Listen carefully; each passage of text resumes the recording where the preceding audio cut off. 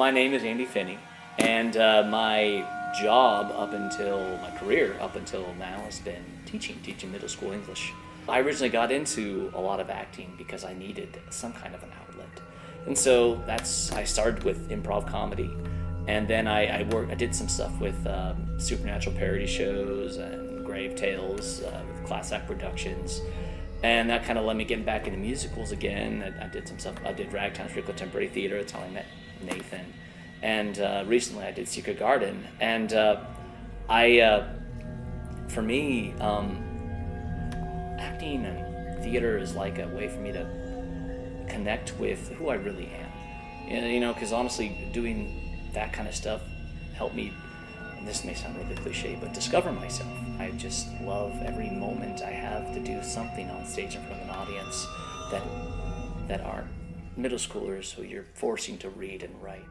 Rich Brewer, that's how I get to play. And it's interesting, because when I think of people that I know in my life like Rich Brewer, I think of all the people who I wanted to be as a kid, but never could be. Because I was very much so, flying to the radar. Okay, it's okay, you can have all of my things, that's perfectly fine. I wasn't, someone who was like, yeah, I own you, or not that, people should own people, that really came off wrong. But, more so he's just really confident and knows what he's doing and doesn't worry about all these doubts and what people think, because that was me as a kid, always doubting, always worrying what people think. And so I like that I can be someone where all that stuff's off the table, because one of my biggest regrets is doubting and worried about what people think from my life. So the fact that I can be a character who he doesn't have that issue, in fact he knows what people think, and that's just great about it, and that's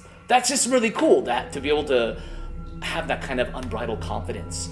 And what's really neat about Rich is that he goes through a lot of change. He has lots of levels, because he starts out as this, pardon me for saying, arrogant bastard.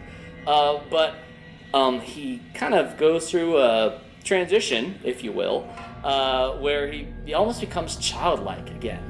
And I feel like I live in a childlike state anyways. I don't know, I would say I'm immature.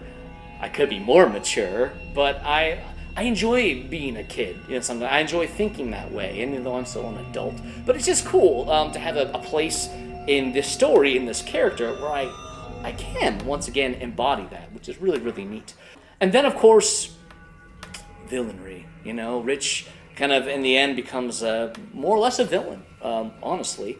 The antagonist. And antagonists are kind of fun to play. What's exciting me the most about this production is it's the first production I've ever done like this.